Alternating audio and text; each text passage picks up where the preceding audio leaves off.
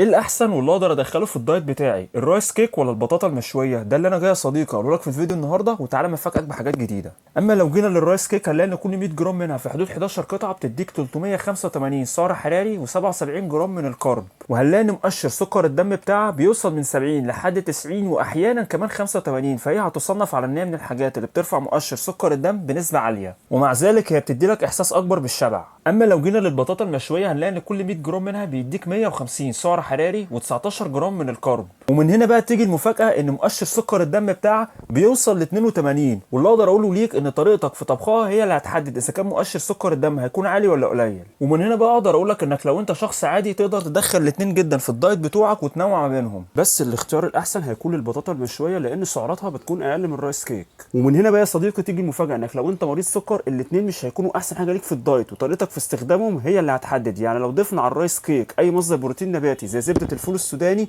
هتزود احساسك بالشبع اكتر واكتر، ومستوى سكر الدم عندك بيقل. في حين ان احنا لو بدلنا البطاطا المشويه بالبطاطا المسلوقه هنلاقي ان مؤشر سكر الدم بتاعها بيوصل ل 46، فهيكون قليل جدا واحسن حاجه ليك في الحاله ديت. ودي كانت الحلقه ال 36 في سلسله هي الاحسن. لو عجبك الفيديو ما تنساش تحفظه، ولو ليك حد مريض سكر ابعت له الفيديو دوت وتابعني عشان يوصلك كل جديد.